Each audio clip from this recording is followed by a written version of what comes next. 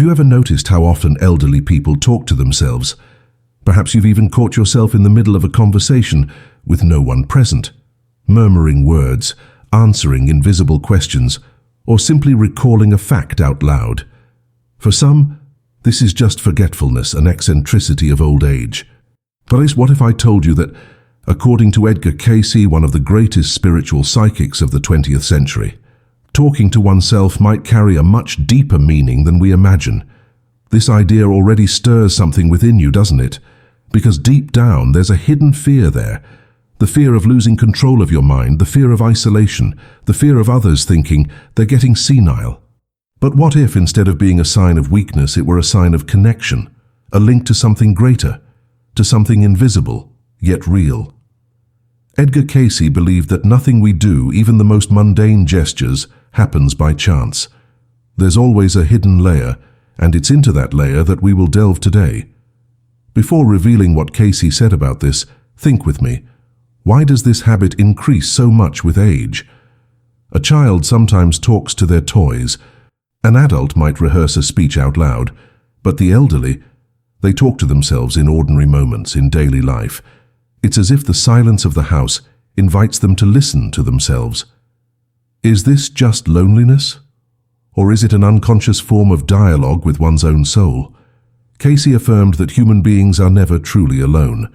Even when the room seems empty, there are subtle presences around, memories, energies, even spiritual companions. And when we talk to ourselves, often we are not just addressing ourselves but responding to these invisible echoes. Is this disturbing or comforting? It depends on your perspective. But before rushing to conclusions, allow me to pause and ask a direct question. How many times have you noticed words escaping your mouth without having planned them? Perhaps a phrase from someone who has passed on. Perhaps advice that seemed to come from another voice within you. Why does this happen? It's not just habit. According to Cayce, in these moments we are allowing passage for dialogue between the conscious mind and the spiritual mind. Talking to oneself would, on many occasions, be the reflection of a disguised prayer. And here's the curious detail. Cayce said that old age is not the end of a journey, but the beginning of the phase closest to returning to the spirit. It's as if the soul, after so many decades in the body, begins to prepare to return home. And in this process, talking to oneself would be like training the ear to listen to the invisible. Had you ever thought of that? That perhaps these quiet conversations aren't to fill the silence, but to fine-tune our listening to another reality. It's fascinating because this completely changes how we view this habit. What many call the madness of old age may, in fact, be a deeper lucidity. Think, an elderly person talking to someone who has passed on. Is it really just memory, or is it a contact? Cayce said that the veil between the two worlds becomes thinner with the passing years. The voice that escapes amidst solitude may be an unconscious response to that subtle call. But let's go deeper. There is also the psychological side, which we cannot ignore. Throughout life, we accumulate pains, regrets, unresolved memories. And with old age, when the rush of youth has passed, these memories resurface. Talking to oneself can be a way to organize internal chaos, to give shape to stored emotions. But Cayce added something more. That this process of putting things into words is also an act of spiritual healing. When the mouth pronounces what the heart holds, something is released. It's as if the spirit finds relief. Curious, isn't it? Because in practice, this means that every time an elderly person talks to themselves, they are not just venting, they are, in some way, healing themselves.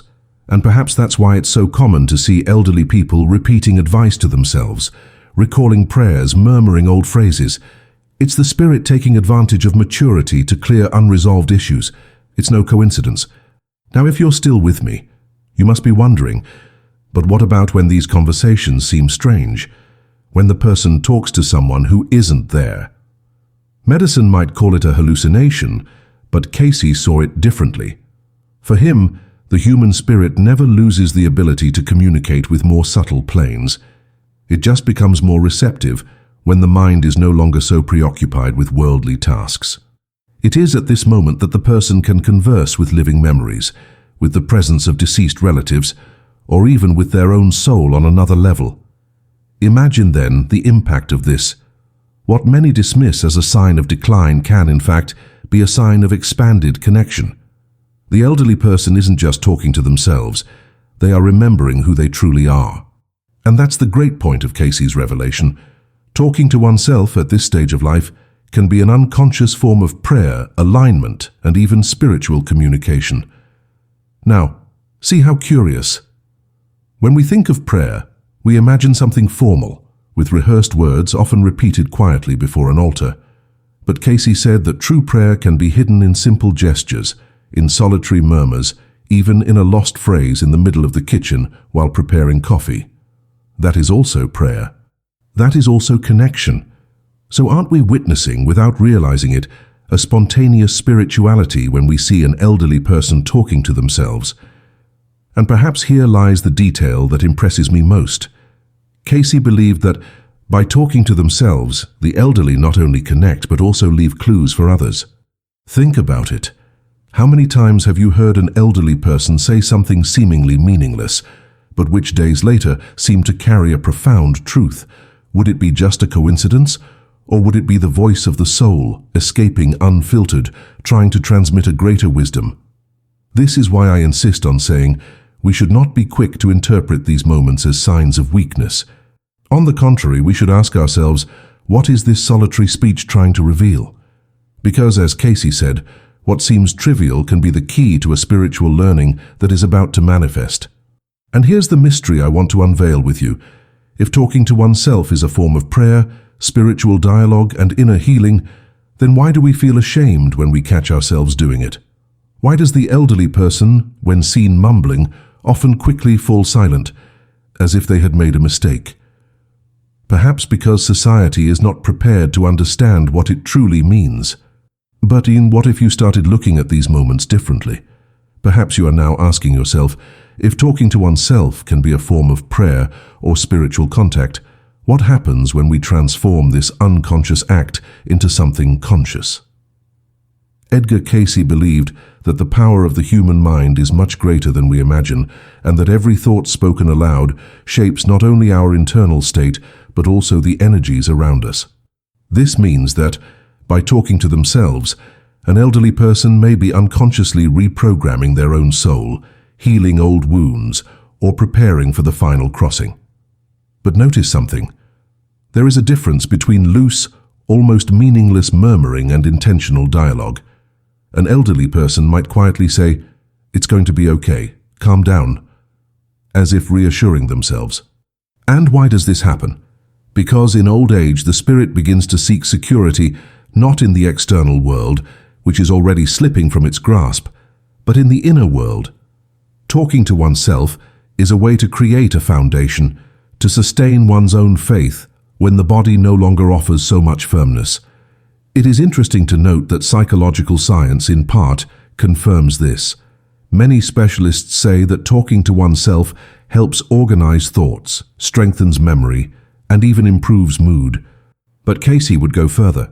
For him, this is not just mental exercise, it is a bridge. It is the mind calling the soul to converse. And if we accept this idea, we can see each phrase spoken in solitude as a thread connecting the human to the divine. Now, imagine the following scenario. An elderly woman is alone in her living room looking out the window. Her son lives far away. Friends don't visit as often. Suddenly she starts talking to herself. "Oh, Maria, you can handle it. You've been through so much, you're not going to give up now." To an outside observer, it's just someone muttering. But for her, it's as if she's being her own friend, her own counselor. Edgar Cayce would say, at that moment her soul is manifesting to sustain her. It's an internal dialogue that, spoken aloud, transforms into spiritual strength. But there is still another layer to this practice. When an elderly person talks to themselves, they often repeat names of deceased people. They call out to their father, their mother, their departed spouse. This doesn't happen by chance. According to Cayce, the soul keeps alive the memory of all important bonds, and the proximity of old age makes these ties stronger. By pronouncing these names, it's as if the soul is testing its connection with these invisible presences. Wouldn't this be a form of preparation to reunite with them? And here arises a delicate but necessary question. Do elderly people talk to themselves because they sense the approach of death? Perhaps the word death still scares, but Cayce did not see it that way. For him, death was not an end, but a passage to another dimension of life. And in this sense, the habit of talking to oneself can be, in part, a training. It's as if the soul is rehearsing conversations for when the body is no longer the intermediary, a rehearsal for reunion. But not all these talks are gentle. There are elderly people who talk to themselves in a scolding tone, with criticism, with painful memories. This also has a meaning. Cayce said that everyone carries unresolved issues from the past and that old age is a final opportunity to settle them. Talking to oneself in these cases is like letting out what was trapped. It is an intimate tribunal where the person judges themselves, defends themselves, and often forgives themselves. How many times have you heard an older person say phrases like, "Why did I do that? I should have been different." It's the spirit trying to clear the path. If we observe carefully, we will notice that talking to oneself can be divided into three forms: talking of remembrance, talking of self-support, and talking of spiritual connection. The first is when memory escapes, bringing back childhood memories, old phrases, songs. The second is when the person strengthens themselves, encourages themselves, almost like a mother cradling her own heart. And the third, the most mysterious, is when the speech seems directed at someone invisible, be it a spiritual presence or one's own soul on another plane. And why does this happen especially in old age? Because, according to Cayce, the cycle of life is like a circle. In childhood, we naturally talk to ourselves in play, dialogues with imaginary friends. Then, in adulthood, we put that aside because we need to adapt to the world. But in old age, the circle closes. We return to talking to ourselves, no longer out of fantasy, but because we again approach the spiritual world from which we came. It is the circle of life completing itself. Notice the detail. What many interpret as regression is, in fact, return. The elderly person who talks to themselves is not going back to being a child, but rather returning to being spirit. It is a sign that they are closer to their essence than ever before. This view changes everything. And here I pause to invite you to reflect. How many times have you silenced yourself, afraid of seeming strange when talking to yourself? What if, instead of shame, you saw this as a privilege, a simple way to connect with something greater? What would change in your life if you accepted this habit as a spiritual instrument? This point is crucial because Cayce warned that ignoring these signs can make us blind to the wisdom that comes with them. When we dismiss the solitary talks of the elderly, we miss the opportunity to hear messages that are often laden with intuition, premonitions, and teachings. Perhaps you have already experienced this. A grandparent quietly saying something that seemed unimportant, but which later revealed precious advice. And there is also a curious detail. Some modern studies show that talking to oneself activates specific areas of the brain linked to memory and creativity. This means that biologically, the body also recognizes this act as healthy. But Cayce would add, the brain is just the physical reflection of the spiritual mind. So, what science observes as a mental function, he saw as a reflection of a much larger reality. And here is an important hook. If talking to oneself is a form of prayer, healing, and spiritual preparation, can we learn to use it more consciously? Not just letting phrases slip by chance, but transforming these moments into an intimate, silent, yet powerful ritual. Do you realize how the simple act of talking to oneself, which has so often been a source of jokes or concern, gains a new dimension when we look at it through Edgar Cayce's eyes? It's as if, suddenly, what seemed mundane reveals profound layers of existence. But here an inevitable question arises. What happens when we transform this often unconscious habit into a conscious exercise of spirituality? Cayce believed that everything in life can be used as an instrument for growth if we know how to direct it. Just as breathing, which we do without thinking, can become meditation when used consciously, so too can talking to oneself become a clearer channel of connection with the soul and the divine. The difference lies in intention. When you talk to yourself merely out of habit, you organize memories and emotions. But when you do it with the intention of dialoguing with your spirit, you open invisible doors. Now think with me. How many elderly people could find more comfort if instead of feeling ashamed of talking to themselves, they saw it as a sacred practice? Imagine an elderly woman who, upon waking in the morning, instead of muttering distractedly, decides to speak aloud a gratitude. Thank you for another day. Thank you for the strength. Thank you for the life that still pulses within me. The impact of this would not only be psychological. Cayce would say, in this act, the person would be tuning their vibration to the spiritual plane, attracting energies of light into their own home. But there's something even more fascinating. Cayce taught that the soul communicates with us through subtle symbols and impressions. Often when we talk to ourselves, it's not us creating the words. They escape us as responses coming from this inner dialogue. Have you ever noticed how sometimes you say something out loud and are surprised by the wisdom of your own phrase? It's as if it came from somewhere else. Well, according to Cayce, it did. It's the soul using the mouth as a channel to express itself. And here's a key. If we start listening carefully to what we say when we talk to ourselves, we might find hidden messages. It could be advice, a forgotten memory, a spontaneous prayer. It's as if the spirit speaks through our own voice. And what an irony, isn't it? Many elderly people are afraid of losing their mind when talking to themselves, when in reality they might be finding precisely the voice of the soul. But there's a question that needs to be asked. What about when these utterances seem confused, even meaningless? How do we differentiate spiritual communication from a mental disorder? Cayce would say that the difference lies in the fruit it bears. If after talking to oneself the person feels relieved, calmer or strengthened, then that was a spiritual dialogue. But if it only generates confusion, anguish or fear, it may be a sign that the body and mind are asking for help. In other words, the act itself is not the problem. The important thing is to observe the effect it brings. Now let's open a point that might deeply affect you. Cayce said that in old age, the soul prepares for its return. And that is why solitary dialogues can also be rehearsals for the continuity of life after death. This means that when an elderly person talks aloud to deceased family members, they might indeed be establishing a real bridge. It's not just memory, it's not just longing. It's a true approximation. This leads us to reflect on something delicate but necessary. Should we look at these utterances with more respect, instead of correcting or interrupting them? How many times do embarrassed family members ask, "Mom, stop talking to yourself, the neighbors will hear." Without realizing it, they might be interrupting a prayer, an intimate conversation between the soul and its invisible companions. Cayce would say, listen before you judge, because something much greater than it seems might be happening there. And it is at this point that I want to bring an inspiring example. There are accounts of people who accompanied the elderly in their last years of life and noticed that they often began to talk to themselves with more intensity.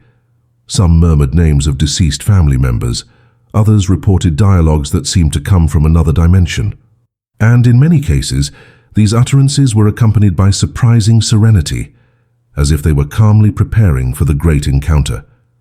Wouldn't this be a sign that Cayce was right? But don't think that this phenomenon is limited only to the last years of life.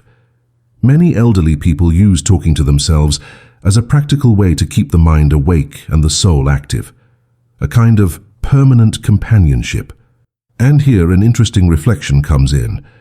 Isn't this habit also a way to keep the flame of identity alive? Because when we talk to ourselves, we reaffirm who we are, recall our history, and keep the feeling of presence alive. It's as if we are saying, I am still here, I still exist, I still have a voice. This is powerful, because deep down, the fear of many elderly people is not just death, but invisibility, the fear of no longer being heard. And if society remains silent before them, they find in their own voice the companionship they need. It is the soul telling itself, I will not abandon myself. Cayce saw this as an act of profound spiritual dignity. Now, allow me to open another essential point. Have you ever noticed how sometimes an elderly person's talking to themselves carries a teaching tone? a phrase seemingly spoken at random, but that sounds like advice to those who listen from afar. This happens because, according to Cayce, when the soul is closer to transition, it begins to release accumulated wisdom. The elderly person, when talking to themselves, is not just organizing their thoughts.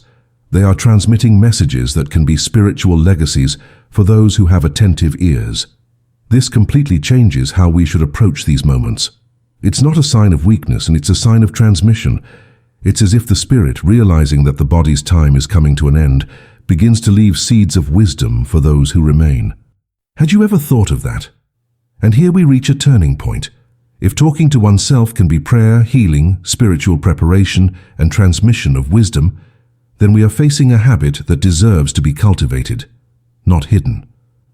But how? How to transform this into a conscious practice? Cayce would suggest something simple. Instead of repressing, allow.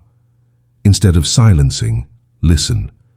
Instead of feeling ashamed, value.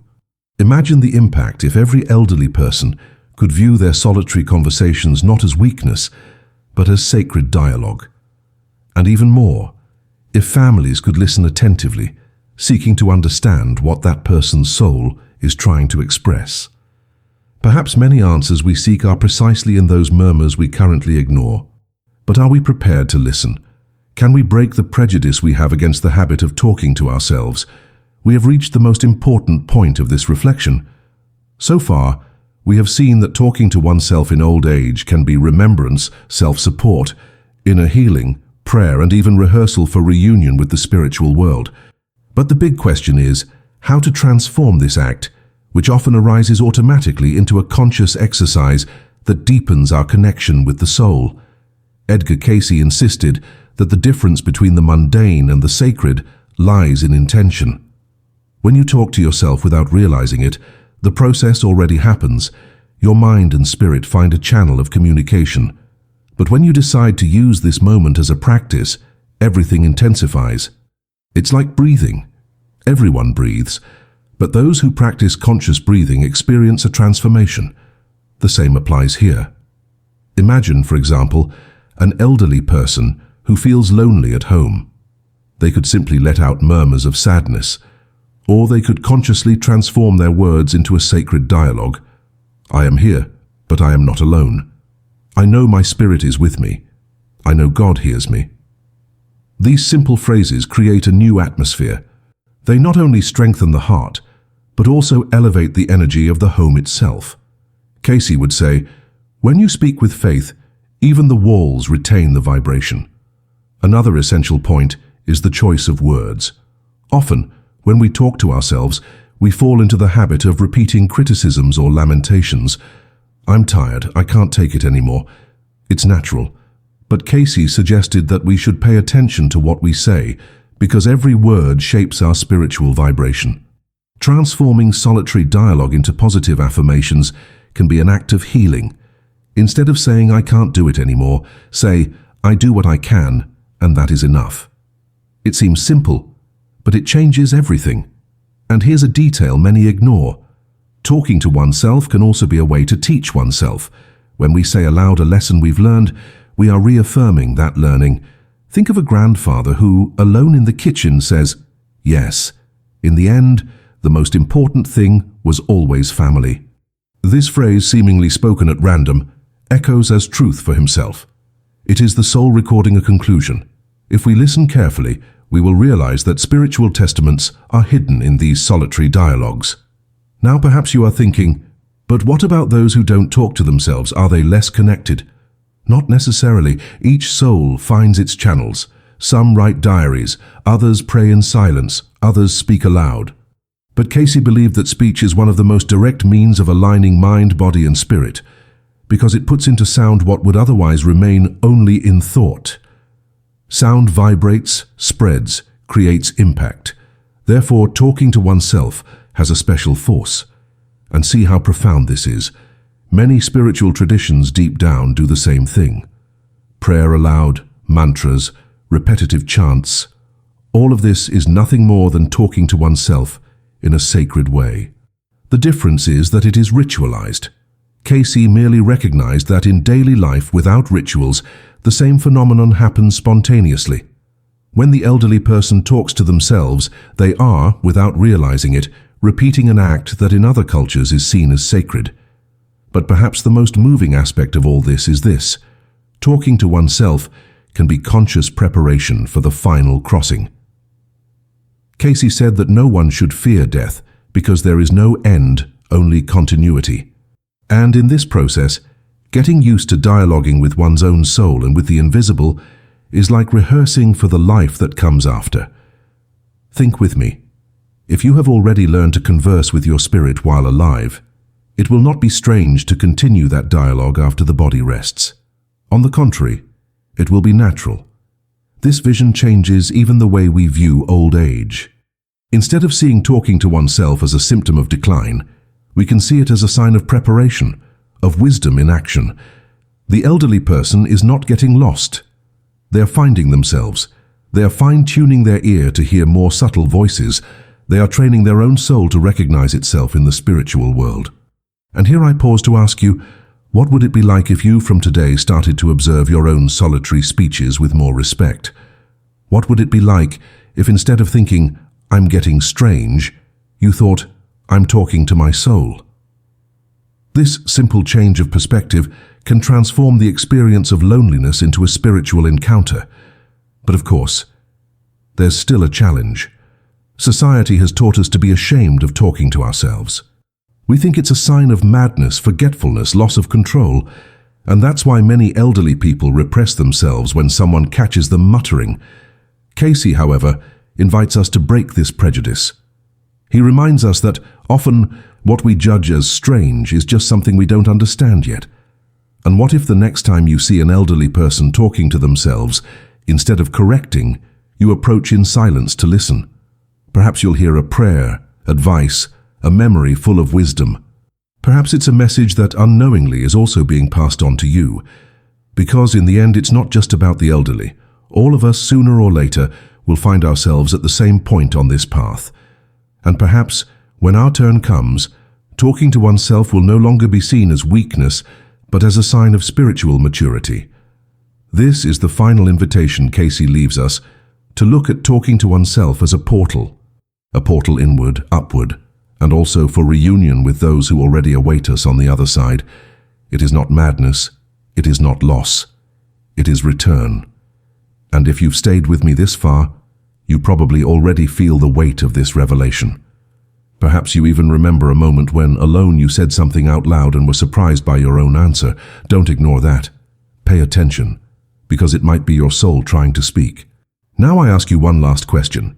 The next time you hear yourself talking to yourself, what will you choose to think? That it's just distraction, or that it's the voice of your soul asking to be heard? The choice is yours. And before we finish, I want to ask you something simple yet important.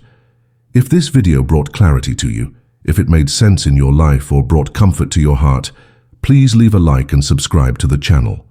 This is how we keep this dialogue open, how we continue to bring revelations that not only inform but transform, because in the end, we are all on this same path, seeking meaning, seeking answers, seeking to hear the deepest voice that exists, that of our own soul.